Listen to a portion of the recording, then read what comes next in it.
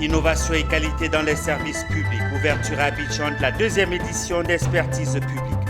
Un salon pour promouvoir la transparence et la satisfaction des usagers. Inclusion financière, la mairie du Plateau signe un partenariat avec le groupement interbancaire monétique de l'Union économique et monétaire ouest-africaine, JIM-UEMOA. Cet accord va permettre à la collectivité d'avoir accès à son réseau. Maîtrisez vos finances, le salon de l'épargne et du patrimoine 2024 revient avec des solutions face à la vie chère. C'est une question d'argent, prenez le contrôle de vos finances est le thème de cette édition. Le réseau ivoirien des femmes expertes en gestion et suivi évaluation veut promouvoir les femmes dans le développement. Elle organise la première édition des journées féminines de l'évaluation JIFEVAL le 30 octobre 2024. Cet événement vise à promouvoir l'expertise féminine en Côte d'Ivoire. Madame, Monsieur, c'est toujours avec beaucoup de plaisir que je vous retrouve pour une nouvelle édition de l'actualité sur la chaîne panafricaine. Bienvenue dans cette édition complète de l'information sur Business 24 Africa. L'actualité, c'est l'ouverture à Abidjan de la deuxième édition d'Expertise publique. Une tribune pour les compétences locales, un salon pour promouvoir la transparence et la satisfaction des usagers des services publics. Une tribune où les maîtres mots sont innovation, efficacité et performance des services publics. Cette expertise publique expo qu'il s'agit et la deuxième édition a ouvert ses portes au Palais de la Culture d'Abidjan ce jeudi et ce pour 2 jours. Issa Badini, Ézéchiel Série. Innovation, efficacité et performance des services publics, promotion des compétences locales, voilà les enjeux de cette édition 2024 d'Expertise publique expo. À cette cérémonie d'ouverture, les petits plats sont déjà dans les grands à l'effet de réussir les paris de la transformation du service public.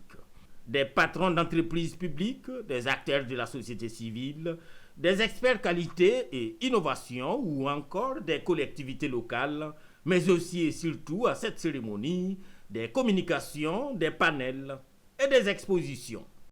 Ce salon permet de révéler au grand public les prestations déléguées de l'État à certaines entreprises privées. Et je pense que le thème permet aujourd'hui de voir qu'il y a nécessité de changer la manière de gérer toutes les entreprises publiques. Et même mieux, celles qui gèrent les activités de services publics délégués.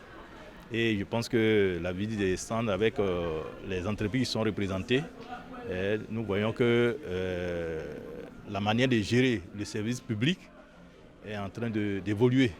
Et je crois que ça va impacter la satisfaction de nos usagers clients. J'ai vu un peu le nombre de personnes et puis surtout la qualité aussi on va dire, du panel qui a eu lieu tout à l'heure.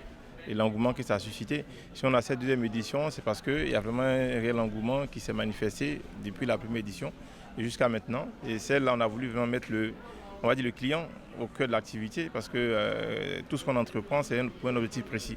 Quand on crée une entreprise, c'est parce qu'on a un besoin qu'on veut satisfaire par rapport à des clients. Pour l'État, en général, ce sont les concitoyens. Donc quand l'État délègue des services, c'est vraiment pour que le citoyen soit satisfait.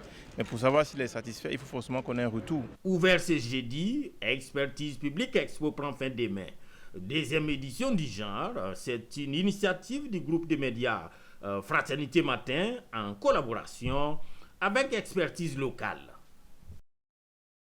Toujours dans l'actualité, ce mardi 22 octobre 2024, la salle Codir de la mairie du Plateau a abrité une signature de convention entre le groupement interbancaire monétique de l'Union économique et monétaire ouest-africaine JIM-UEMOA et la mairie du Plateau. Cet accord va permettre à la collectivité d'avoir accès au réseau JIM-UEMOA avec l'édition d'une carte bancaire régionale et internationale et l'intégration de l'application de la commune. Plus de précisions avec Walter Kofi et Doumbia Yuba.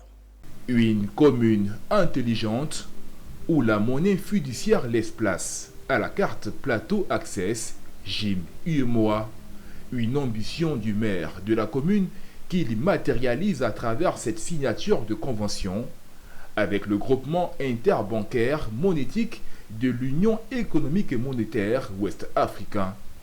Pour Jacques-Gabriel Ewo, député maire de la commune du Plateau, ce partenariat avec le GIM UEMOA va dans le sens de la volonté des autorités municipales de la commune, qui est de dématérialiser et faciliter les transactions financières, tout en garantissant la traçabilité dans la gestion des deniers publics. Là, nous avons donc lancé il y a 3 ans une carte prépayée du nom de Plateau Access avec un partenaire, donc une banque commerciale. Aujourd'hui, pour vulgariser justement ce type de carte, l'association avec la GIMUA va nous permettre justement d'accéder à d'autres marchés, que ce soit régional ou international. Et cela va permettre aussi de rendre notre commune attractive. Pourquoi ? Parce que faciliter les transactions dans une cité comme le Plateau, permettre aux habitants ou aux populations qui fréquentent la commune de pouvoir accéder à des services à moindre coût ou encore de faciliter leurs transactions. Disponible en version physique et virtuelle pour les résidents de la commune, qu'ils soient bancarisés ou non, les détenteurs de la carte pourront effectuer des paiements au guichet de l'état civil et régler leurs taxes. Le GIM UEMOA entend faire de la carte Plateau Access plus qu'une carte de crédit bancaire en lui apportant des services supplémentaires. Donc nous mettrons aussi à disposition de la banque choisie toutes nos infrastructures. La banque choisie utilise déjà nos infrastructures, elle va l'utiliser encore pour ce qui concerne Plateau Access, pour pouvoir les mettre, mais la carte aura le visuel du plateau et derrière nous continuerons de travailler à traiter les transactions et aussi nous travaillerons de concert avec la mairie du Plateau et la banque sponsor, c'est la banque du Trésor, à promouvoir cette carte. La commune du Plateau s'est donné il y a quelques années l'ambition de faire de la commune une Smart City, un projet innovant qui touche à plusieurs secteurs, notamment le transport, l'environnement et l'énergie. Plusieurs partenariats ont été conclus dans le cadre de ce programme qui prend forme. Et si nous parlions de l'épargne, le salon de l'épargne, de l'investissement et du patrimoine fait son grand retour cette année, les 13 et 14 novembre 2024 au Sofitel, Hôtel Ivoire d'Abidjan. Pour cette 7e édition, l'événement s'enrichit de nouvelles innovations. Elle s'articulera autour du thème « C'est une question d'argent, prenez le contrôle de vos finances ». Experts de divers secteurs, jeunes et seniors se retrouveront pour échanger lors de sessions interactives afin de réfléchir sur les impacts de chaque franc dépensé dans un contexte économique marqué par la cherté de la vie. Ami Korobara et Doumbia Yuba nous dévoilent les temps forts de cette nouvelle édition. C'est une question d'argent, prenez le contrôle de vos finances est une thématique choisie à dessein. En effet, maîtriser ses finances repose sur une bonne éducation financière, un élément incontournable pour une gestion optimale.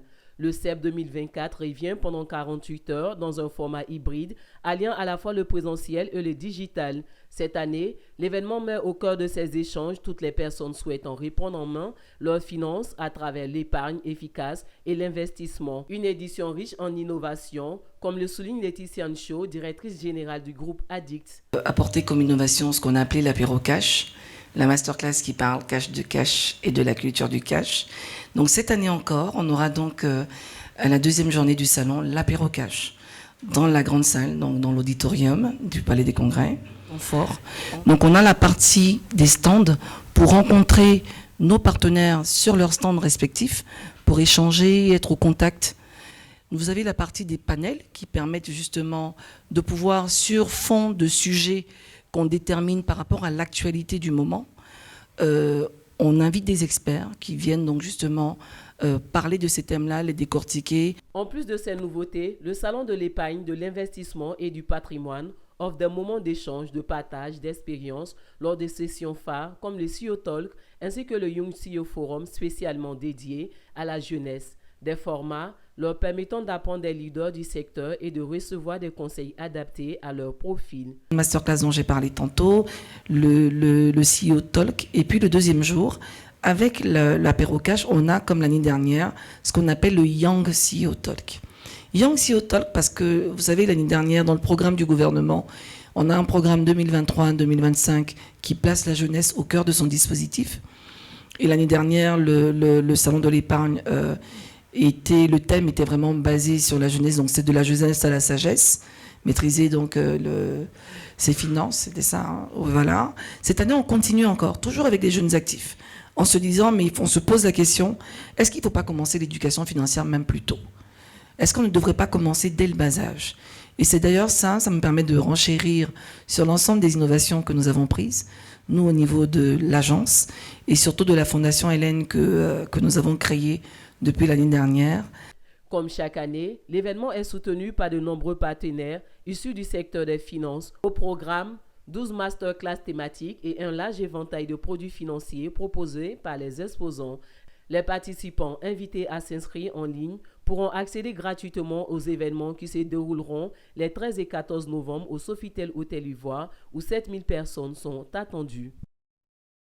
Un autre salon qui s'est ouvert à Abidjan, c'est celui de licence de marque en Afrique. Selon le rapport de Licensing International 2024, les ventes de produits sous licence ont atteint 365 milliards de dollars en 2023. Un chiffre qui démontre l'impact considérable des licences sur l'économie mondiale. À Abidjan, du côté du parc des expositions, le salon de licence de marque a ouvert ses portes au public. Une première édition qui, selon nos reporters Anja Sémian et Ézéchiel Seri, vise à stimuler la culture de marque en Afrique face aux défis de l'économie mondiale. C'est un événement historique pour le continent africain. La licence de marque a aussi son salon, le tout premier, avec son objectif bien clair, démontrer son impact sur l'économie. Une initiative majeure qui traduit la volonté de la Côte d'Ivoire de développer la marque Made in Côte d'Ivoire et de labelliser ses produits en cohérence avec la politique gouvernementale de soutien au secteur privé. Il est essentiel de protéger son savoir-faire et son génie créateur parce que ça vous garantit la protection en fait de votre investissement. Donc je voudrais en fait me féliciter de cette belle initiative qui met en avant la politique du président Alassane Ouattara en matière de promotion de l'industrialisation. Au niveau de la Maison d'Afrique, en partenariat avec la Chambre de commerce et d'industrie de Côte d'Ivoire, nous avons en tout cas décidé de faire de ce produit un engagement et j'allais dire une vision tout court. Donc c'est un salon qui est daté puisqu'il va dorénavant se tenir tous les ans. Et ce salon va inviter tous les entrepreneurs, tous les territoires, toutes les activités ivoiriennes ou africaines qui peuvent avoir des caractéristiques pour être une marque à venir tirer tous les enseignements pour pouvoir se protéger. La journée d'ouverture a été marquée par une conférence sur le thème « Le brand licensing, une opportunité pour l'Afrique », suivi d'ateliers de formation et de conférences thématiques sur le corporate branding. En termes de connaissances, on apprend beaucoup au cours de ce salon. Nos attentes, c'est de rencontrer des partenaires, des investisseurs qui vont nous accompagner. Cet événement nous renforce également dans ce contexte parce que après Ciné-Kita, tous les contenus de nos producteurs sont protégés. L'un des temps forts de cet événement a été la signature d'un protocole d'accord entre la Chambre de commerce et d'industrie de Côte d'Ivoire et l'Office ivoirien de la propriété intellectuelle. Cet accord vise à accompagner les entreprises ivoiriennes, notamment les PME, PMI, les TPE et les start-up dans la sécurisation et la promotion de leurs marques. Voici une compétition qui fait beaucoup de bien aux entreprises. Le programme Junior Achievement Côte d'Ivoire a tenu la 4e édition de sa compétition nationale du programme Mini-entreprise. Ce sont au total 13 mini-entreprises conçues par des jeunes lycéens qui ont présenté leurs projets basés sur la sauvegarde de l'environnement. On en sait un peu plus avec Walter Kofi et Christian Gueye. Éco-construction est un projet qui vise à révolutionner le monde de l'immobilier par l'amélioration des techniques traditionnelles locales. L'idée a remporté le premier prix de la compétition nationale du programme mini-entreprises. Une 4e édition qui a mis en compétition 13 entreprises portées par des élèves de lycées et collèges. Alors, nous sommes immensément heureuses et fiers que nos efforts aient été reconnus. Alors, notre projet, c'est la brique Doom, une brique faite en argile et en plastique. Alors, nous avons une récompense en voyage en île Maurice pour la compétition panafricaine. Alors, je remercie toute personne ayant travaillé de près ou de loin pour l'aboutissement à ce projet-là. Nous sommes reconnaissantes aussi en nos partenaires, en nos facilitatrices. Au cœur de cette 4e édition de la compétition nationale mini-entreprise 2024, l'innovation verte, l'objectif pour les initiateurs est de sensibiliser les plus jeunes sur l'intérêt de prendre soin de la planète. Parce que quand on voit toutes les catastrophes qui existent à travers le monde avec le réchauffement climatique, ce thème est encore plus pertinent. Et nous, on se dit que oui, nous, on a fait ce qu'on a fait, notre génération a failli, parce qu'il faut le reconnaître. Et finalement, c'est ces jeunes à qui on donne cet héritage de cette planète malade et à qui on demande de trouver des solutions. Vous les entendez depuis le début, depuis ce matin, ils ont des solutions pour réparer ce que nous avons fait. Et c'est pertinent parce que définitivement, s'ils n'ont pas cette conscience et s'ils n'ont pas les solutions à cette problématique-là, on se retrouvera dans des situations beaucoup plus complexes qu'on ne l'est aujourd'hui. Sauver la planète, l'écologie et tout fait partie des projets mondiaux, des projets qui peuvent changer, amener un changement dans le monde dont nous vivons aujourd'hui. Donc, les experts de project management aident les jeunes à créer, à avoir des initiatives, des différentes initiatives. La compétition nationale mini-entreprise est une initiative de Junior Achievement Côte d'Ivoire qui veut améliorer les perspectives des jeunes en Côte d'Ivoire et en Afrique à travers ces programmes essentiellement conçus pour préparer les jeunes à relever les défis économiques du pays et renforcer l'impact positif de l'entrepreneuriat sur les communautés ivoiriennes. Notons que cette 4e édition a enregistré 4 lauréats qui bénéficieront de voyages et d'accompagnement pour la réalisation de leurs projets. Poursuivons avec cet élément du réseau ivoirien des femmes expertes en gestion et suivi évaluation qui a organisé une conférence de presse ce mercredi 23 octobre pour annoncer la première édition des journées féminines de l'évaluation prévue pour le 30 octobre prochain. Cet événement, Diane Cablancan, vise à promouvoir l'expertise féminine dans ce domaine stratégique, contribuant ainsi à une meilleure transparence et efficacité des politiques de développement en Côte d'Ivoire. En prélude de la première édition des Journées féminines de l'évaluation JFEVAL, qui se tiendra le 30 octobre 2024, le réseau ivoirien des femmes expertes en gestion et suivi évaluation, RIFEVAL, en partenariat avec le ministère de l'économie, du plan et du développement et avec l'appui de l'UNICEF, tient sa conférence de presse qui a pour objectif de présenter les enjeux de cette première édition qui met en avant la contribution des femmes expertes dans le suivi évaluation et leur rôle central dans le développement national. La conférence, justement, a été initiée pour annoncer la première édition des Journées féminines de l'évaluation. Les Journées féminines de l'évaluation, cette première édition a été initiée par le RIFEVAL afin de contribuer à l'autonomisation de la femme par la gestion efficiente des projets, par la pérennisation des projets à travers la mise en place d'un concours de présélection que nous a amené aujourd'hui à la conférence de jeunes filles afin de former des jeunes filles, des jeunes gens à être des champions en évaluation. Les intervenants ont pris la parole pour souligner l'importance de valoriser les compétences des femmes dans le suivi-évaluation, un domaine clé pour assurer l'efficacité et la transparence des actions de développement. Ils ont également mis en avant les défis auxquels ces femmes sont confrontées, tout en insistant sur la nécessité de leur offrir davantage d'opportunités de reconnaissance. Le débat a permis de dégager des perspectives prometteuses quant à l'autonomisation des femmes expertes et leur rôle central dans l'amélioration des politiques publiques. Il y a aussi les femmes expertes et puis les institutions aussi, parce qu'il s'agit d'évaluation. des politiques publiques aussi, et d'amener les femmes en général à prendre leur place justement dans ce domaine-là, à ne pas regarder de loin ce métier d'avenir, ce boom qui est en train de venir, de prendre leur place et de pouvoir postuler aux différents appels à candidature. Notons que le réseau ivoirien des femmes expertes en gestion de suivi et évaluation RIFEVAL est une organisation dédiée à la promotion et à la valorisation des femmes spécialistes dans le domaine du suivi et évaluation en Côte d'Ivoire. Le réseau s'engage à former et accompagner les femmes afin qu'elles puissent jouer un rôle clé dans l'évaluation des politiques publiques, des programmes sociaux et des initiatives de développement. Nous sommes en octobre, parlons du cancer du sein avec l'URPCI. L'Union des radios de proximité de Côte d'Ivoire a organisé une conférence de presse pour apporter sa pierre à la lutte contre le cancer du sein.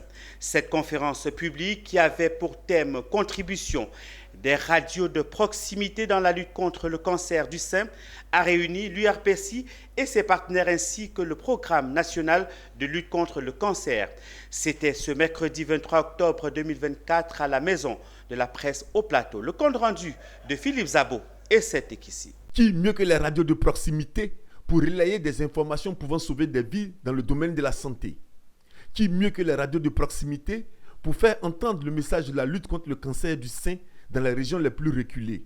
Surtout que cela fait partie de leur cahier de charges et qu'elles ont de nombreux atouts. Ce sont là les conclusions auxquelles ont abouti les autorités de l'URPCI lors de la conférence publique organisée pour la lutte contre le cancer du sein. Le rôle de la radio de proximité, justement, c'est d'accompagner le développement local. C'est de donner le micro à toutes les personnes qui ont quelque chose à dire pour communiquer sur les questions de santé, sur les questions d'éducation, sur toutes les questions qui peuvent contribuer à l'amélioration de la qualité de vie des populations. Donc, si un tel média qui est dans la communauté s'est saisi d'une problématique comme la lutte contre le cancer du sein, vous comprenez aisément que tout le monde est concerné par la problématique. Donc les femmes qui ont des temps d'antenne à la radio, les femmes qui sont concernées par les communications à la radio, nous faisons de la sensibilisation, de l'éducation, de la prévention avec ces populations-là. Le cancer du sein, dépisté tôt, peut se guérir.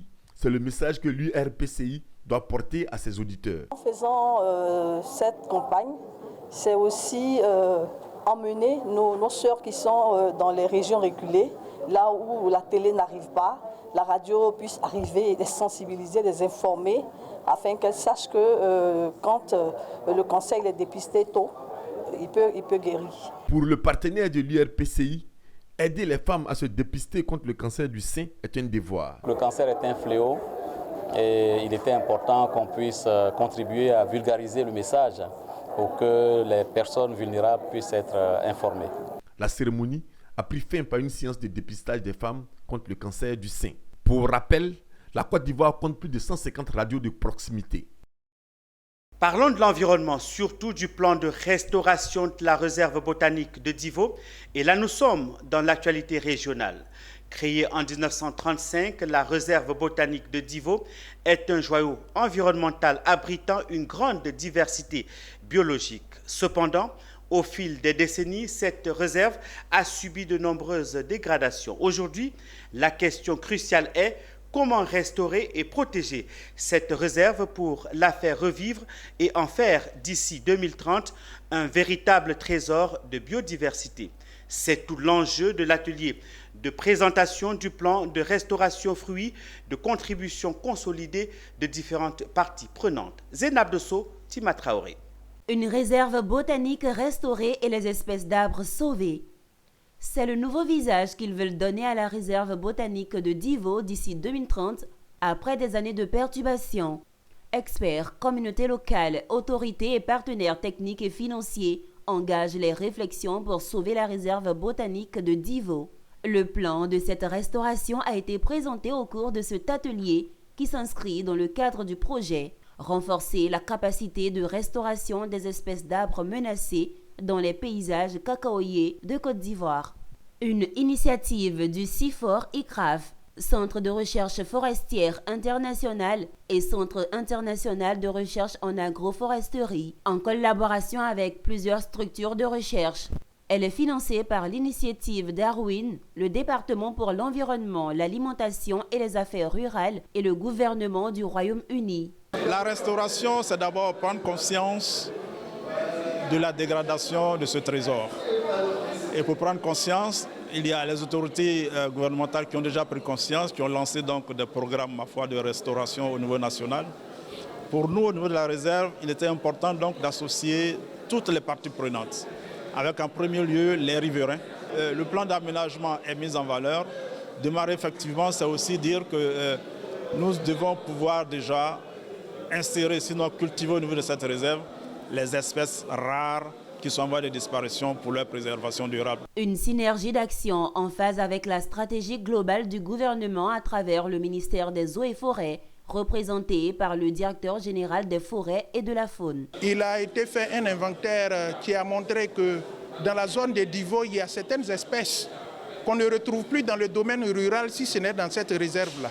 Alors donc, le ministère des Eaux et Forêts veut faire de cette réserve-là un sanctuaire de biodiversité avec l'appui de son partenaire CIFOR ICRAF. L'atelier de présentation du plan de restauration de la réserve botanique de Divo a été marqué par la remise symbolique d'équipements d'escale au centre de recherche et des certificats aux apprenants ayant bénéficié d'une formation du CIFOR ICRAF.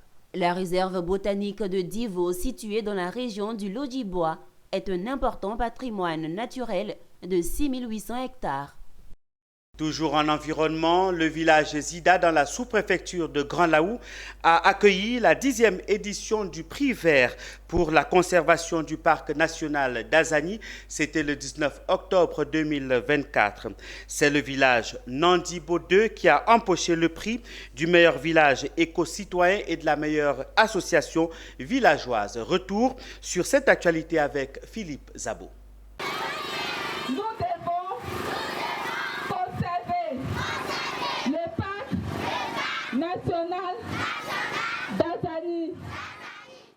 Un tricycle, 2 chèques d'une valeur respective de 2 millions de francs CFA pour le meilleur village éco-citoyen et l'autre de 500 000 francs CFA pour la meilleure AVCD.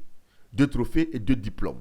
C'est la moisson faite par Nandibo 2 au terme de la 10e édition du prix vert pour la conservation du parc national d'Azani.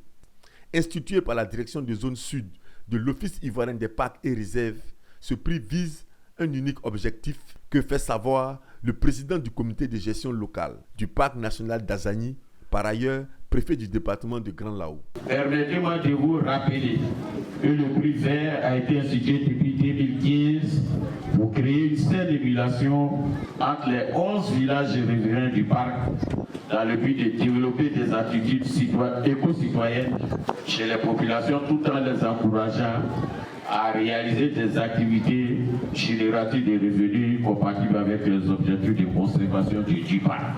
Il est bon de savoir que ces 2 prix glanés par Nandibo 2 font suite à une sélection rigoureuse du comité de sélection conduit par le sous-préfet central de Grand Laou, César Gogo, selon les critères qu'a présenté le colonel Ilias Bakayoko, directeur de zone sud, lors de son allocution. Les critères de sélection qui ont prévalu. Et pour ce qui concerne le choix du meilleur village éco-citoyen, il faut savoir que nous avons une série d'éléments, notamment l'absence d'activité illégale. Et cette rubrique traite un peu du braconnage, de la pêche illicite et de l'exploitation agricole au niveau du parc national d'Azani. Avant la désignation de Nandibo 2 comme le grand lauréat de cette 10e édition du prix vert, d'autres acteurs ont été récompensés. Il s'est agi des meilleures écoles retenues au thème du concours de connaissances sur les parcs nationaux et réserves naturelles, dont le leader a été le cours secondaire Entente de Grand Laou et des élèves riverains du parc admis à l'entrée en 6e au titre de l'année 2024. Le conservateur général Tondosama Adama, directeur général de l'OIPR, a rassuré les populations de l'engagement de l'OIPR à leur côté. Il faut rappeler que ce n'est pas des actions conjuguées. La synergie entre vous et les agents de l'OIPR que le parc national d'Azani est fiable. Je voudrais vous rassurer que nous allons continuer de nous mobiliser pour mener des actions de préservation, mais aussi développer des actions en faveur des populations qui vivent à la périphérie du parc national d'Azani. L'appui de la Fondation pour les parcs et réserves à cette activité selon son directeur exécutif Dr Fanny Ngolo, s'inscrit dans le cadre du partenariat solide qui lie sa structure à l'OIPR. Il est bon de rappeler que le parc national d'Azani couvre une superficie de 21 850 000 hectares. Il est classé site Ramsar, zone humide d'importance internationale depuis 1996 et déclaré comme zone d'importance pour la conservation des oiseaux zikos. À Soubré, ils sont nombreux à utiliser les enfants dans la cacaoculture, un phénomène contre lequel lutte l'ONG Save the Children. Pour mettre un terme à ce phénomène, le projet Renforcement social pour la lutte contre le travail des enfants dans la cacaoculture a été lancé dans la région de la Nawa. Abel Kwaou, Djekou de Silva nous présente ce projet. Le constat est triste. Environ 25% des enfants âgés de 5 à 17 ans effectuent un travail dangereux dans les ménages des communautés cacaoyères. Une situation alarmante et l'ONG Save the Children veut mettre fin à l'usage des enfants dans la production de cacao en Côte d'Ivoire. Pour ce faire, elle multiplie les stratégies avec son partenaire Barry Calbo. Un atelier a été organisé dans la région de la Nawa et ce, au profit des producteurs du cacao. Thème abordé durant l'atelier, renforcement du système social contre l'utilisation des enfants dans la cacaoculture. C'est un projet qui va couvrir pratiquement la moitié de la Côte d'Ivoire dans une quinzaine de régions et qui cible environ 2500 enfants et qui seront référés aux structures de prise en charge. Et il y aura des activités de renforcement des capacités et de renforcement institutionnel. Nous entendons accompagner ce projet-là dans tous les aspects. Vraiment, les missions assignées au ministère nous donnent cette latitude-là de pouvoir accompagner ce projet-là dans les différentes communautés à travers la mise en place de cette collaboration qui va exister entre les structures étatiques et les structures communautaires. Aujourd'hui, en venant de lancer ce projet, c'est pour encore essayer de voir s'il existe encore des cas du travail des enfants. Et tout à l'heure, on nous a fait savoir qu'il y a encore 2000 cas au niveau de plusieurs régions. Et ces régions se sont réunies ici dans la Nawa pour essayer de réfléchir et trouver des solutions afin d'éradiquer définitivement ce travail des enfants. La Côte d'Ivoire est le premier producteur mondial de cacao avec une moyenne de 1,4 million de tonnes par an. Cette production représente un peu plus de 32% des parts du marché mondial, un rang précieux pour l'ONG Save the Children qui s'engage dans la lutte contre le travail des enfants. En image, avant de refermer cette édition, depuis le début de l'année, Orano n'a pas exporté la moindre tonne d'uranium au Niger. Le groupe français suspend l'exploitation de la seule mine du pays après avoir déjà perdu en juin dernier les droits d'exploitation d'un autre gisement d'uranium. Pour rappel, le Niger est le deuxième producteur africain d'uranium et le 7e à l'échelle mondiale. L'uranium représente entre 15 et 20% d'exportation du pays. C'est avec cette information sur le Niger que nous refermons cette édition proposée par la rédaction. Merci de l'avoir suivi. Ne manquez pas la prochaine édition de l'actualité sur la chaîne panafricaine. Au revoir, Madame, Messieurs.